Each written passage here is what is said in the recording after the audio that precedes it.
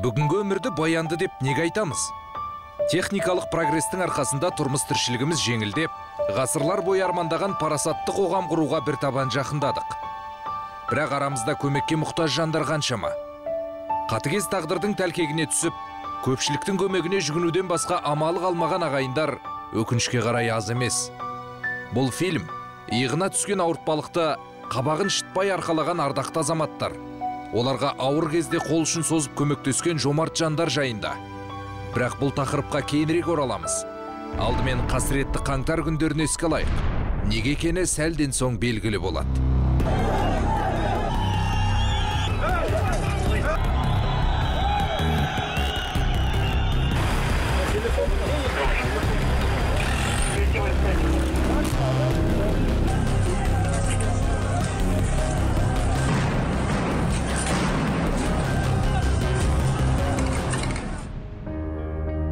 Бесінші қаңтар.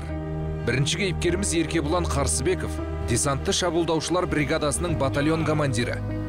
Өзі сияқты сайыпқыран жігіттермен маңызды мемлекеттік нысандарды күзетуге бұйрық алып, әскери жасақ мұздай қаруланған бүлікшілерге қарсы кеудесін тосты. Таңға дейін біз тұрдық. 5-ші қаңтардың арасында түнде енді 1-2 рет жаңағы келді бізге. Бірақ бізді көріп, біз оларға ондай шәші соққы қақтығыс берген жоқпыз.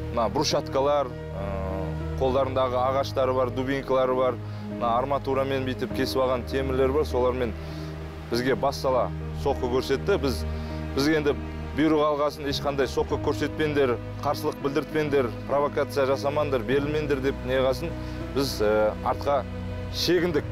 Басқа амалымыз қалмады. Шегініп, жарақат алып атқандар болды арамызда, уже жаңа біздің қатарымызда. Сол сәтте Алматының орталығында не болып жатқанын әлеуметтік желі арқылы қадағалап отырған Еркебұланның зайыбы, басқа да полиция мен әскерилердің жақындары сияқты жанын шүберекке түйіп, қаралы хабар келмес екен деп, жаратқанға қайта-қайта сыйынып жүрді. Ойға неше түрлі нәрселер келді. 5 күннен басталды ғой бәрі. Біреулер звондайды, анда басқаша бір мәліметтерді айтады, оған сенесің ба, жолдасыма звондасам, ол телефонын көтермейді. Не ойлайтынымызды білмедік, шыны керек. Өте қорқынышты болды. Оқ пен оттың ортасында жүрсе де, Еркебұлан азғантай үзілісті пайдаланып үйіне қоңырау шалады. Жарақат алғанын жасырып, сүйіктісін жұбатуға тырысады. Бірақ көп сөйлеуге мүмкіндік болмады. Уайымдама, көп кешікпей үйде боламын. Етіңді аса бер деп қысқа қайыра салыпты. Қорқасың ғой. Бірақ енді үйге қайтып кет, тығылып қайтып кет деп енді айтасың ғой. Бірақ өзі жаңағы офицер болғандықтан, өзінің намысы болғандықтан әрине сол жақта қалды. Әскери борышына адал десантшы 18 күннен кейін үйіне бірақ оралды. Ал қарулы текетірес кезінде бақилық болғандар қаншама. Ресми мәліметтерге сүйенсек, Қазақстанда 230 адам қаза тауып, мыңдаған азамат жарақат алды. Жүздеген мемлекеттік нысан мен сауда орталықтары тоналып, мемлекетке орасан шығын келтірілді. Осындай сын сағатта мемлекет басшысының пәрменімен Қазақстан халқына қоғамдық қор құрылады. Сегодня же я поручаю создать общественный социальный фонд Казахстан халқына. Он будет заниматься решением реальных проблем в сфере здравоохранения, образования, социальной поддержки. Например, помощью детям с редкими заболеваниями. Ведь для большинства семей расходы на лечение попросту неподъемны. Из средств этого фонда мы поддержим семьи погибших полицейских и военнослужащих. И это лишь отдельные примеры. Подчеркну, это не фонд президента или правительства или какого-либо другого государственного органа. Это фонд всех казахстанцев. Это народный фонд. Қазақ жерінде жомарт жандар аз емес. Әрқайсысы сүбелі үлес қосып, аз уақытта қоғамдық қордың есепшотына қомақты қаражат түсе бастады. Осынау игі істер әлі де жалғаса бермек. Бүгінде қаңтар қасіретінің жаңғырығы басылып, қоғамда тәртіп орнады. Қалпына келтіру ісіне Қазақстан халқына қорының қосқан үлесі зор. Біздің Қазақстан халқына қорының жұмысынан үлкен үмітіміз бар. Денсаулық сақтау министрлігімен жергілікті атқарушы органдармен бірлесе отырып, қорымыздың қатысуы қаншалықты пайдалы болатынын анықтадық. Жүйелі түрде сол контингентті зерттеп алдық. Бірақ тағдыр тауқыметіне түсіп, көмекке мұқтаж болып қалған жандар аз емес. Кейбіреуінің басынан кешіргенін тыңдасаң, кәдімгідей түңіліп кетесің. Атырау қаласының тұрғыны Мина Хадисованың 3 бірдей баласы ауыр дертке ұшырап, жұбайы екеуінің өмірі нағыз тозаққа айналды десек артық емес. Тұңғыш перзенттері Бауыржан есімді ұл бала 2003 жылы еш қиындықсыз дүниеге келгенімен, 2 жасқа толғанда қол-аяғы тырысып, миына зақым тиеді. Оны емдейміз деп бармаған жері жоқ, бірақ баланың дамуы бәсеңдеп, барған сайын жағдайы нашарлай берген. Ақ халаттылар болса, Бауыржанды емдеуге тырысқанымен нәтиже шықпады. Бірақ ерлі зайыптылар өмірден түңілген жоқ. Тағы 5 жыл өте, Хадисовтар отбасының ортаншы қызы Айша дүние есігін ашты. Бастапқыда сәбидің денсаулығы сыр бермегенімен, тура 2 жасқа толғанда Бауыржанның симптомдары қайталанды. Ем іздеп ел ордасына да, Алматыға да барады. Бірақ отандық клиникалардағы ем шипалы болмады. Тағдырдың жазғаны осы шығар деп, отбасы Атырауда тұрақтайды. Бар тапқанын 2 баласына жұмсап, талай қиыншылықты басынан кешіреді. Сөйтіп жүргенде, отбасының 3-ші перзенті Ая дүниеге келеді. Тым болмаса осы баламыз сау болса екен деп Алладан амандығын тілейді.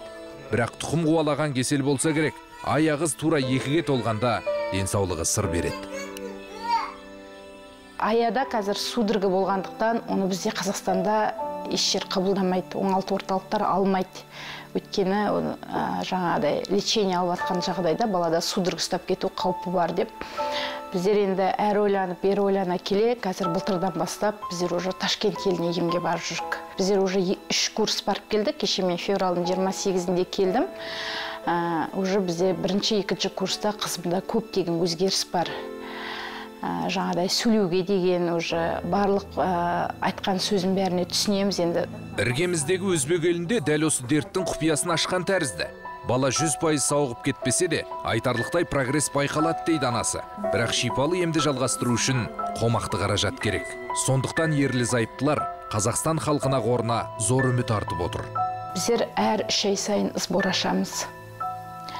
Сбор сол халықтың көмегімен, ағайын туманың көмегімен, 100 теңге, 200 теңгемен сол жинаған қаржымен, өзіміздің жайлап жинаған қаржымызбен солай етіп барып келіп жүрік. Енді ояққа барып келу бұрын енді 500-600 мыңмен жолың бар, біздер самолетпен ұшамыз, Ая жаңағыдай жолда ұзаққа пойызға шыдамайды.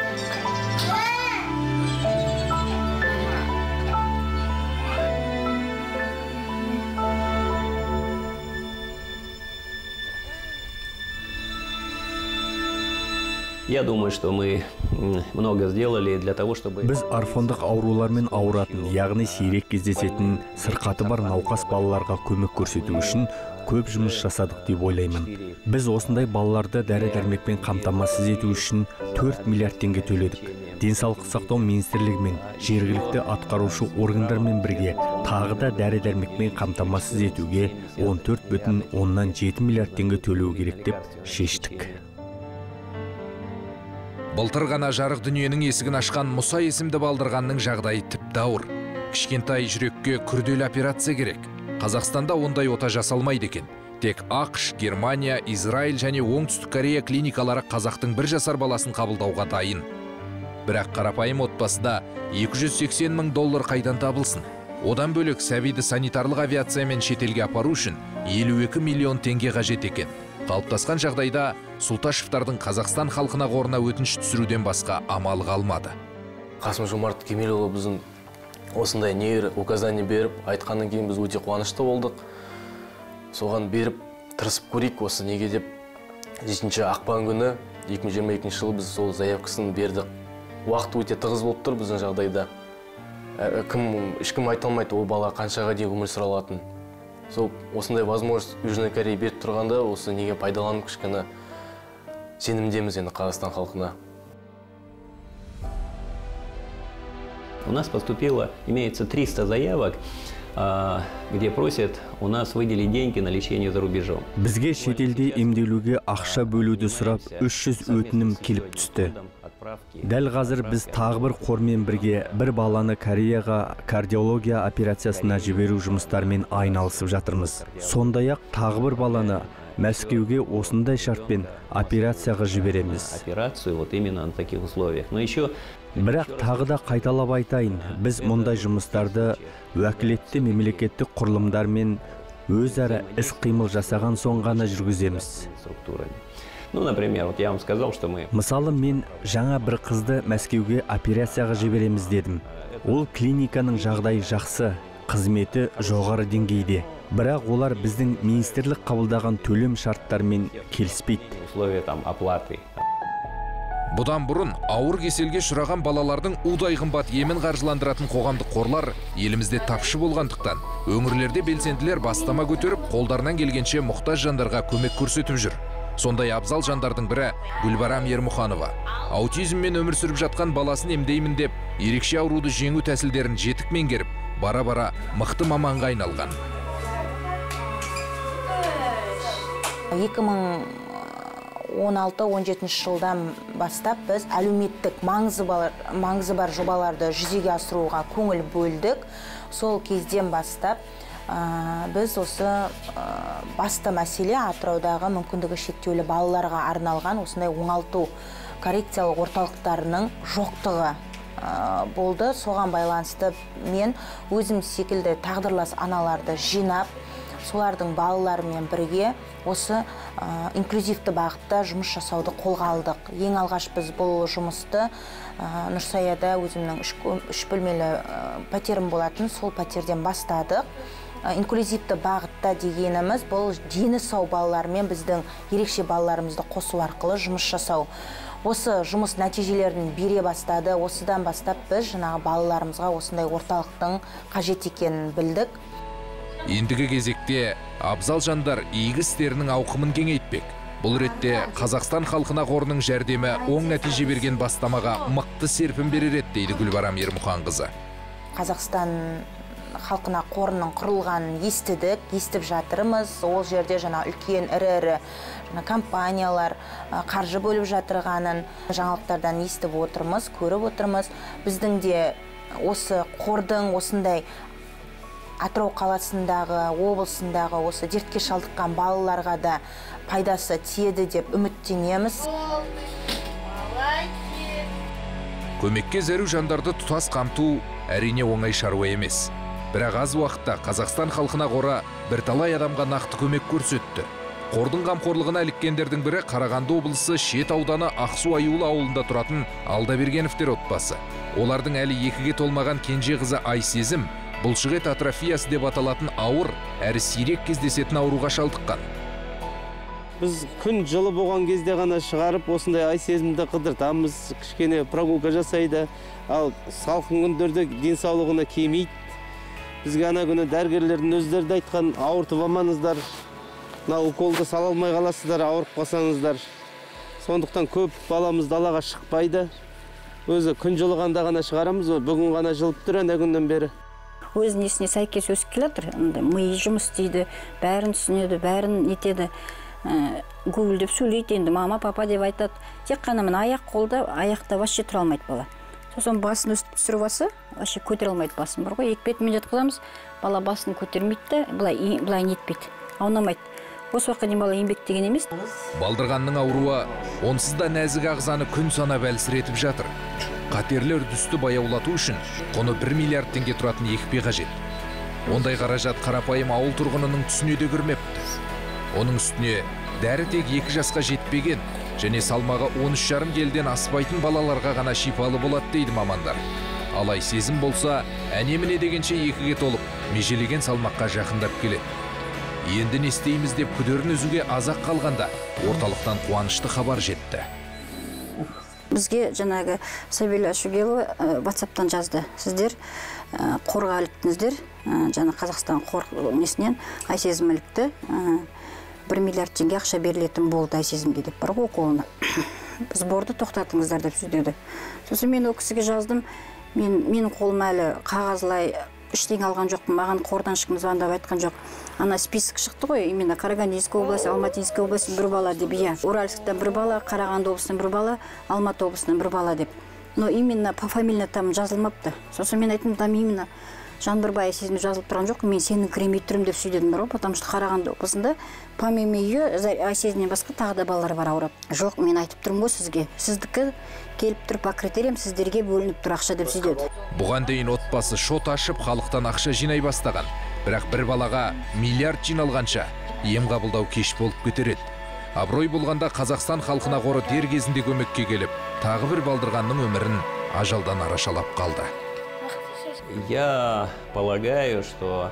Менің ойымша, қор осы жылдың ортасына қарай бізге қамқоршылық кеңес айқындап берген көптеген бағыт бойынша жұмыс істейтін болады. Который сейчас нам определил попечительский совет. Қазірдің өзінде бірқатар бағыттар бойынша жұмыс істеп жатқан қор алдағы уақытта басқа да қайырымдылық көмек көрсету үшін бірқатар тетіктер мен құралдарды пысықтап дайындап жатыр.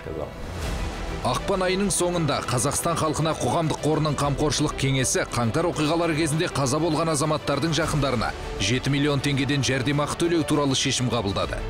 Ел тыныштығын қорғаймыз деп ауыр жарақат алған күштік құрылым қызметкерлері мен қаңғыған оқтан жапа шеккен балалардың ата-аналарына 3 миллион теңгеден бөлінетін болды. Алғашқы кейіпкеріміз десантшы Еркебұлан Қарсыбеков те бүкіл әлем қауымдастығын шулатқан оқиғалардан кейін шипажайда денсаулығын қалпына келтіріп сапқор алды. 3 баласы бірдей ауыр дертке шалдыққан Хадисовтер мен бір жастан енді асқан баласының жүрегіне күрделі ота жасауға қаражат жинап жүрген Султашевтар отбасы Қазақстан халқына қорының оларды назардан тыс қалдырмайтынына кәміл сенеді. Ал бақандай 1 миллиард теңгенің екпесін сатып алуға үмітті Алдабергеновтер өздеріне қол ұшын созып, үлкен көмек көрсеткен жомарт жандарға алғыс айтады. Елбасына күн туғанда құрылған қоғамдық қор әлі де көмекке мұқтаж талай жанға қамқоршы болуға дайын.